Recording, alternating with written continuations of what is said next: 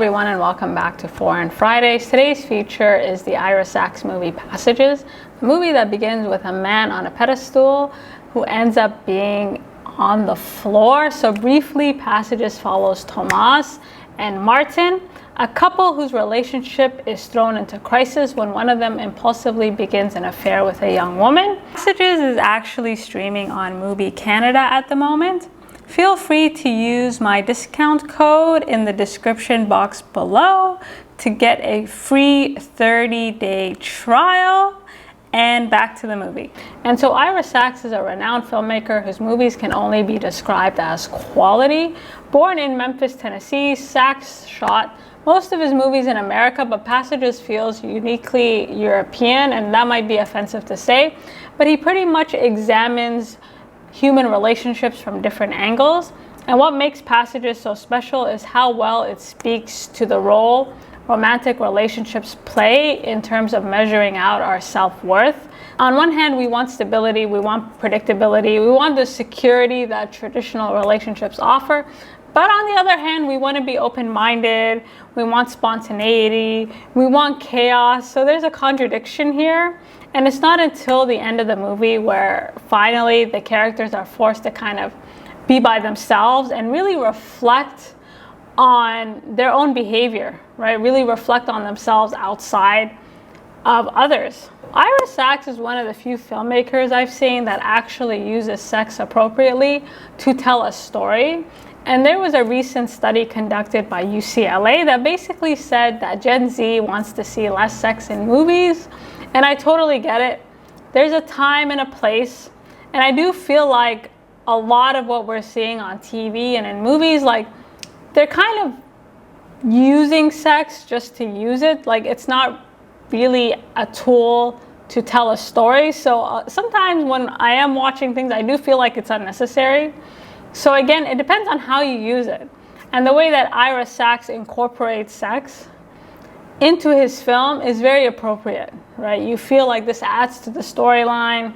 You feel like you're able to connect with it a lot more. Passages is a really interesting film. It revolves around only three main characters, Tomas, Martin, and Agathe. And you could easily view this as a movie about a sociopath manipulating people to serve his own self-interest, but that's not how I read it. And so for me, looking at each of these characters, they kind of possess a characteristic that's heightened in some way. And so what makes them super attractive is also the thing that makes them ill-suited for a relationship. Like Agathe is too trusting, Tomas is way too self-centered. Like there's a time and a place to put yourself first. And Tomas is like, being an individual in a relationship is very difficult, but Tomas is just always an individual. And Martin is too accommodating, right? He seems like unable to say no to anyone. I'm going to break this down according to character, since there's only three of them. And so starting with the eye of the storm, Tomas, and we have all met someone like Tomas. That's what was so trippy about the film. Like I could see myself either being in their shoes or like knowing someone like very similar. And so Tomas is a tornado of chaos and utter toxicity. His philosophy in relationships seems to be like, what have you done for me lately? And from what we gather, like Tomas is a director. He seems to be a very good one. Like by the end of the film, it seems like his movie actually made it to the Venice Film Festival. So this is not someone who's like a struggling artist. Like he seems to have made it in a field that a lot of people don't make it, which maybe contributes to his ego just a little bit. He's very attentive. He's very people love him. People love being around him. And he's great at reading a room. And he's also really great at revolving that room around him. Like he's kind of, I think we've all seen people like this. Like when they walk in, they just, all the attention just kind of flows in their direction. Thomas's personality is one in which you feel like you can tell him everything. And so there's this false sense of vulnerability with him, but he's actually just closed off. And one of the most interesting things about Tomas is the way he infiltrates different spaces, right? He makes himself feel comfortable in other people's spaces, right? Like he's able to kind of enter your life as if he was always there.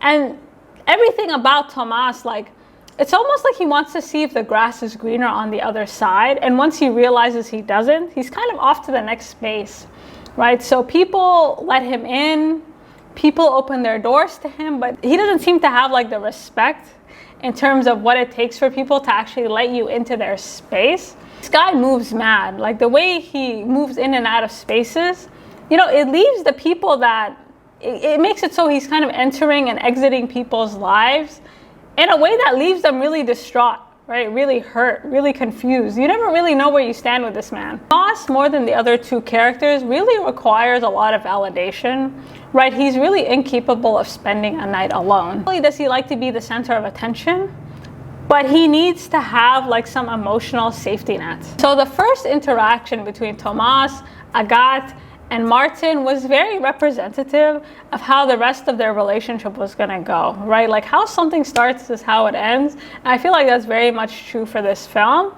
So Tomas first meets Agathe when she is about to start a conversation with his husband, Martin. And this is important because Agathe and Martin never really get a chance to know each other. Like they only get to know each other through Tomas, right? He's kind of like the mediator between them.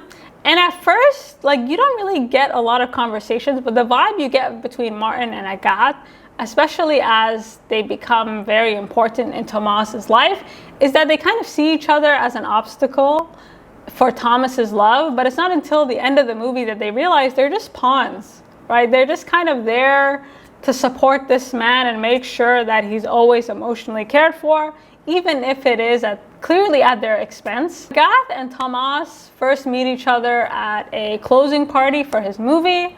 And this first encounter is the start of what should have just been, you know, a one-night stand, right? Like it's a one-night stand that turns into this tumultuous, short-term, chaotic relationship. And in the beginning, like Agathe is very forward.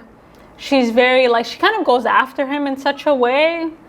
And she rarely ever says no to him. Like her and Martin are almost two sides of the same coin. And watching the way she interacts with Tomas, I think really speaks to the fact that like a crush is only someone you don't know very well yet, right? Like in the beginning, everything is great. But that's why you have to ask questions. That's why you gotta unpack what people are about, because the more you find out about someone, the less you really like them. At least that's true for the most part. I don't know. Agathe is the total opposite of Tomas.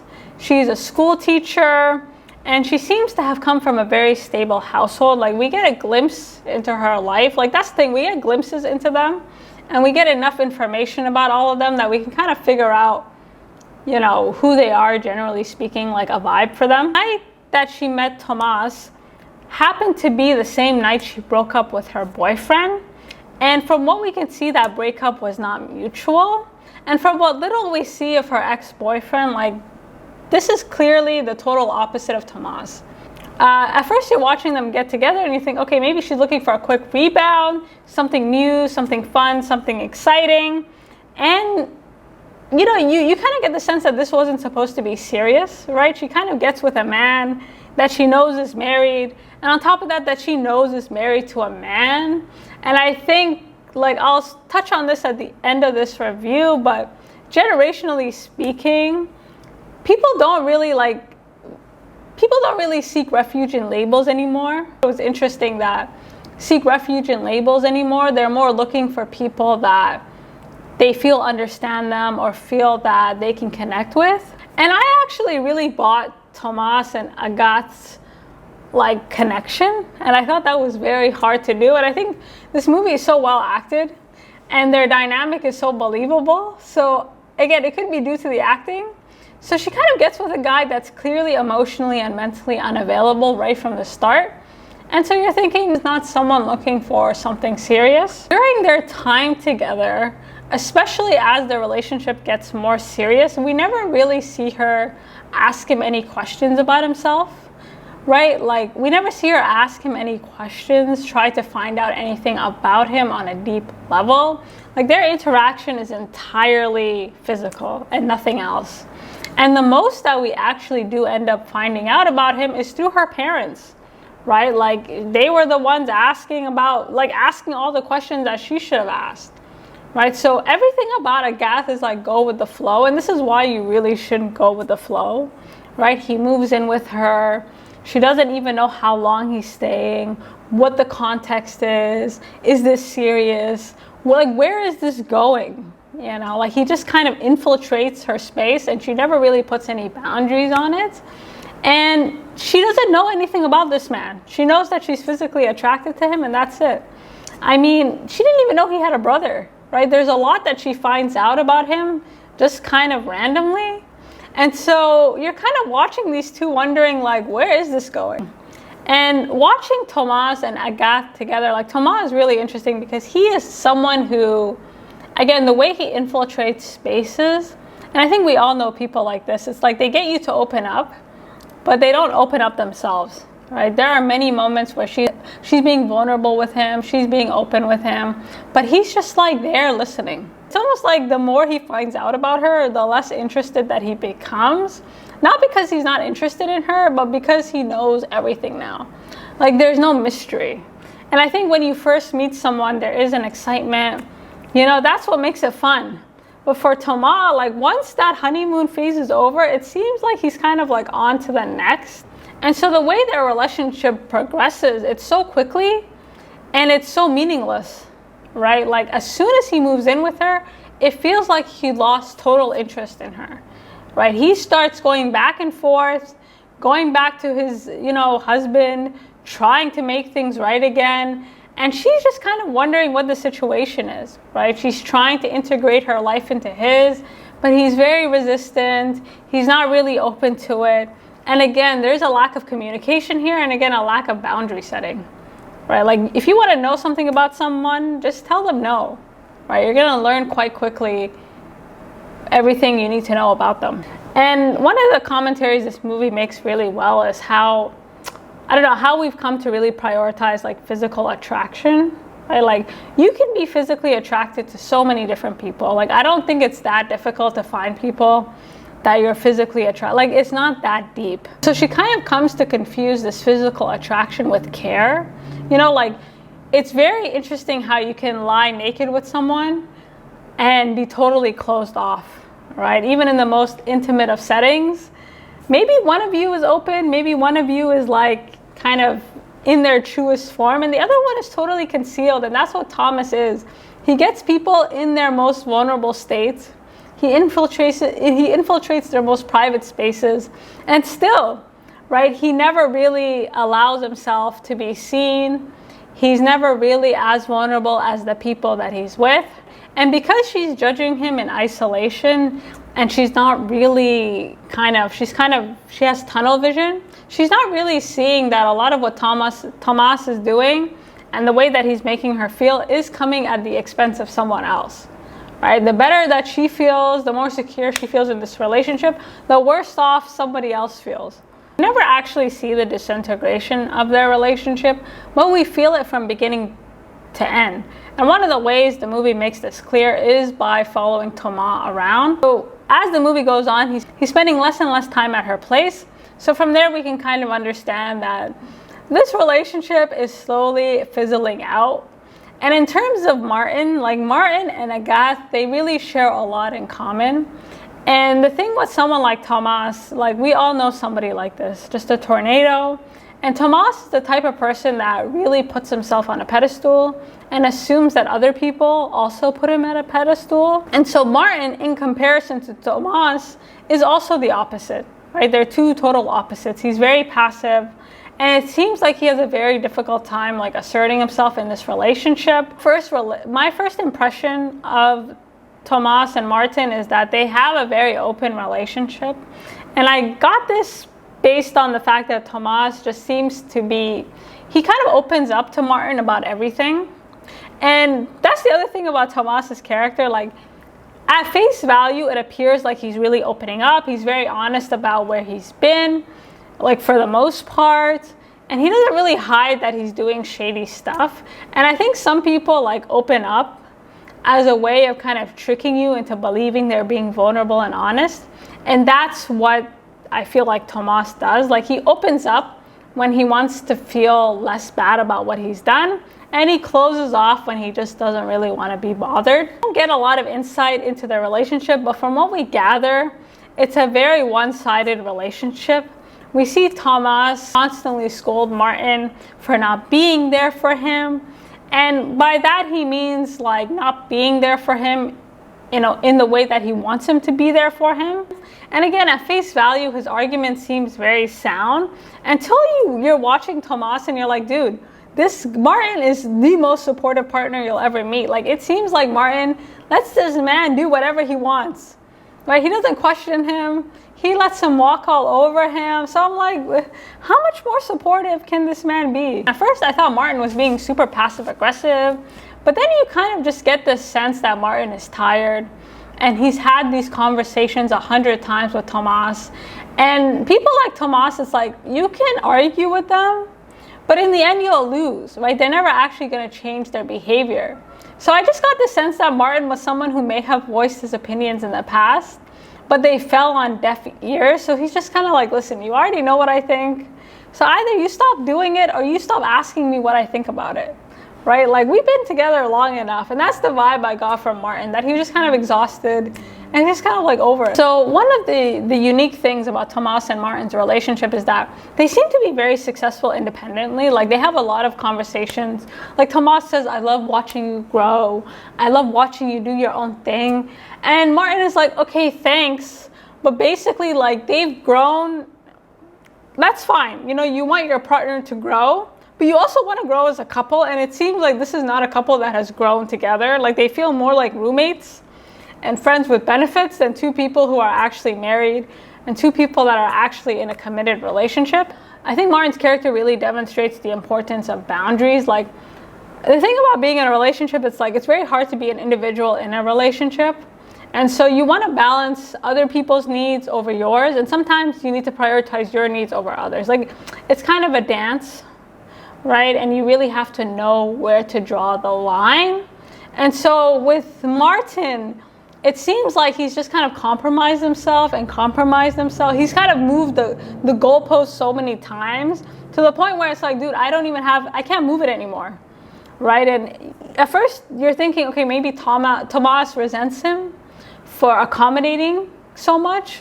But then you realize it's kind of a manipulative trick. Like, Tomas is low-key a psychopath. Like, he kind of uses, like, you can never win with someone like this. You can give them everything they want, but they're still going to have something to say. And so Martin and Tomas's relationship really, you know, these are two people that are at the end.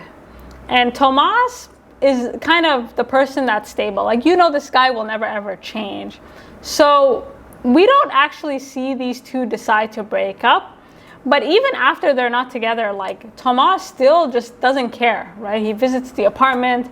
He makes himself feel at home. Like, Martin is just not someone that seems to be able to tell this guy no, or not really set enough of a boundary to truly deter this man from just kind of coming and going as he pleases. And again, as much as we want to be open-minded, and as much as we want to allow people to grow and change, we also have to be honest about when we're not comfortable with, you know, with something, right? Like, maybe open relationships do work for some people, but the sense I got is that there's always one person that's getting the short end of the stick. And in this case, it was Martin, right? Like, this dude is just like, I don't even have an end of the stick anymore. And watching Martin just be this stable force for him, like, I think, again, I mentioned this at the beginning of the review, it's like, the reason that people really love traditional relationships is that security, is that sense of stability, which is why Tomas always goes back to Martin, because he likes having someone there.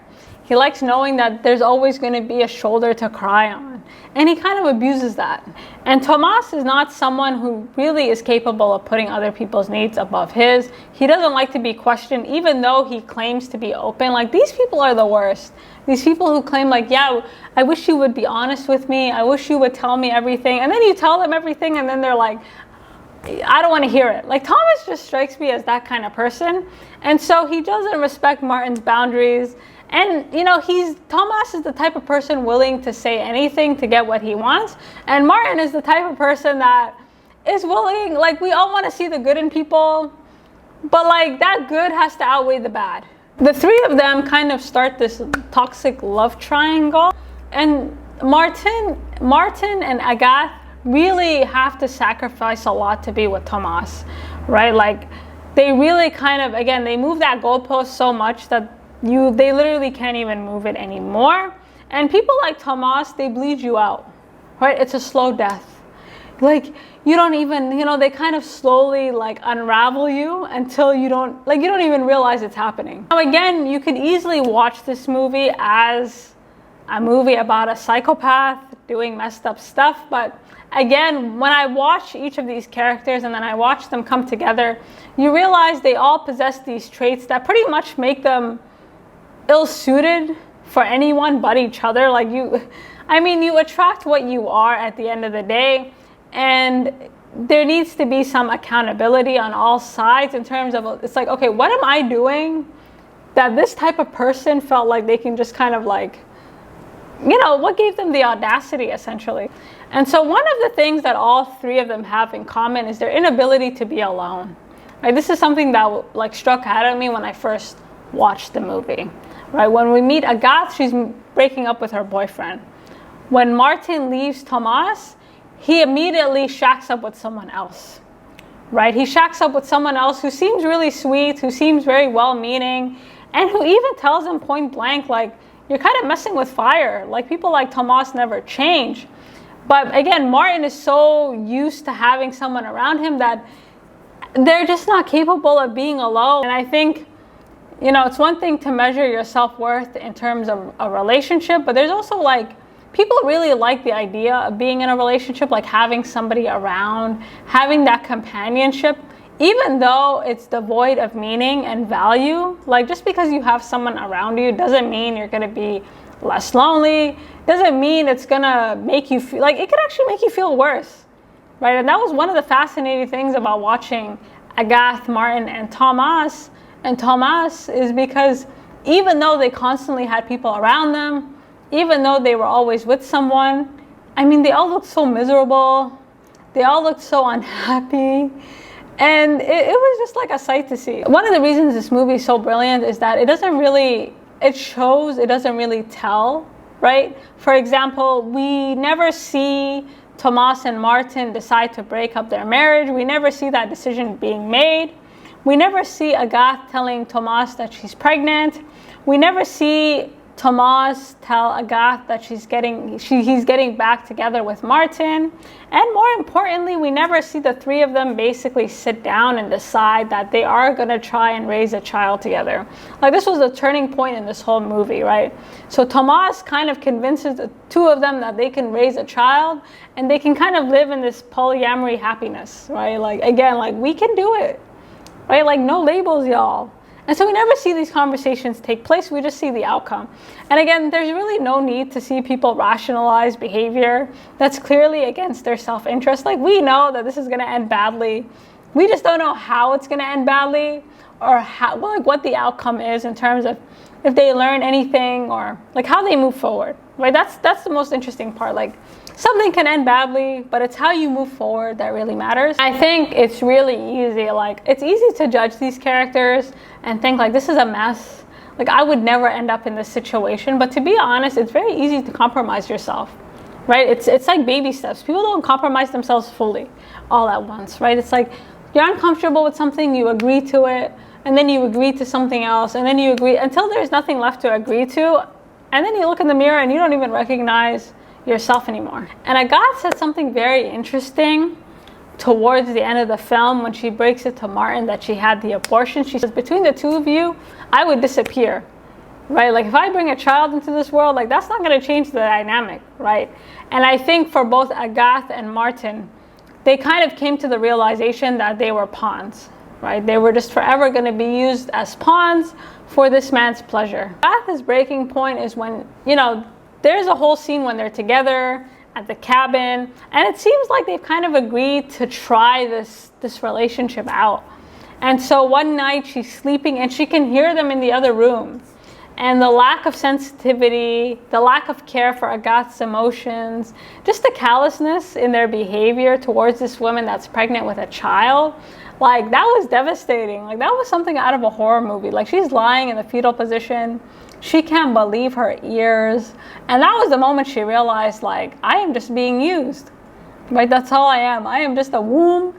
And the fact that Tomas had the audacity to try and, you know, make her feel better was just crazy to me. And so for her, that was the moment she realized she was a pawn. And again, Tomas is not someone who really likes to be questioned, but it's made very clear to him that, you know, he's not really able to keep her in his good graces long enough for her to have this child. And this child is pretty much the only thing keeping him from divorce, right? Keeping him from being totally single. And his frustration, again, has nothing to do with this abortion. He doesn't really care that she had an abortion. He more cares that he doesn't really have something else that he can use to hold over people to do whatever he wants. I actually see her tell Tomas that she had the abortion, but it's pretty clear, you know, she hasn't talked to him in some time. This baby is pretty much the breaking point for Tomas, and also the turning point for both Agathe and Martin, right? This is the point where they both kind of realize they got to go their own way. And so what was fascinating about Tomas is not only does he kind of give up on her, is that he doesn't really tell Martin about the abortion. He kind of keeps this a secret, and he keeps their relationship going. And the reason for that is because everything is going well for him, right? So the night that Martin finds out is the same night they're headed to the Venice Film Festival, right? This was supposed to be the night, you know, all about Tomas, right? His movie has come out, it's getting rave reviews, and that's all he cares about, right? He's getting the emotional stability that he wants. So once Martin finds out about the abortion, he's pretty much done. And Martin is someone who's always wanted a child, but this is something else he's compromised on. And it's one thing to compromise on something, you know, you've kind of given it up. It's another thing for someone, like the person that you compromise with, to dangle that over your head. I think it's one thing not to want a child or not to want something that someone else, you know, really desires. It's another thing to kind of give them this false hope. It's another thing to make someone believe that something is true just for your own sake, right? For your own ego. And that's what Tomas does. And I think what Tomas, you know, really lacks overall, and maybe with all these characters, is like this accountability, right? It's like, what part do you play in all of this? So Tomas will never have accountability. He doesn't care. He's willing to do anything. Even when he was confronted, right? He's not able to really own up to it, right? He says, I'm unhappy, I'm sad.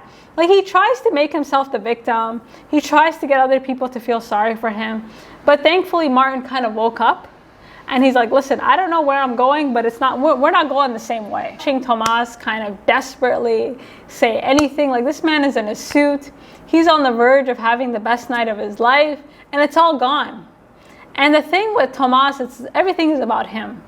Right? He approaches her not because he wants her back, not because he cares about her, but because he wants something to rub in Martin's face. Like, that's the vibe you got. Like, come with me and show the world that, you know, like, I always have power. Like, that's the thing with people like Tomas. Everything's a power play. Everyone is just a pawn to be used, to be manipulated, to kind of just coerce into doing whatever it is he wants. And both of them were done, right? Like, she is just like, listen, I don't want anything to do with you. And she says something very interesting. She's like, your face is ugly now, or something along these lines, right? She kind of sees him for who he truly is, and she's done. And so the movie ends with Tomas riding his bicycle through the day and night trying to find somebody else, right? So towards the end of the movie, you just get the sense that he's been knocking on different doors, and no one's really buying it, right? Like, people are kind of tired of it, and he's alone, right? He's alone because he should be alone, and people like him never ever change. So overall, I thought this movie felt eerily relatable, and I really loved how, again, it just spoke to this tension of how we all want the security and stability of a traditional relationship, but we also want to be open, we want to be free, we want to be able to live our best lives. And it's like, how do you grow as an individual and grow with somebody else at the same time, right? Like, what are the limits of compromise? And that's what this movie explored so well. Another thing this movie explored so well is like labels. Again, I thought one of the most convincing things about this film is how you really bought the chemistry between all of them, and you don't really think about it. And again, like, labels have become a thing of the past, right? Like, I was listening to a podcast and they were saying that Gen Z, that generation would be, like, there wouldn't be as many marriages in the future, but the people who do get married, like, those marriages will be successful. And the reason for that is people are no longer looking for money or looking for status, right? They're really looking for people that accept them, who see them, that they can kind of be themselves around. And I think that's a beautiful thing. But again, as much as, like, finding someone who accepts you and sees you, that's great. But you also need to be on the right page about, you know, your lifestyle, right? Like, what you're willing to compromise for one another. And love is not, you know, unconditional. Like, romantic love is conditional. It requires people to make hard compromises, right? And those compromises don't necessarily have to limit your growth, but they do have to respect that sometimes for the relationship to grow, you know, you might have to hold off a bit, right? And where you balance that, how you dance that, that's really up to you. But again, this was a wonderful movie. I sense that it's going to age very well. And you guys let me know what you think, and until next time. Where are you? Where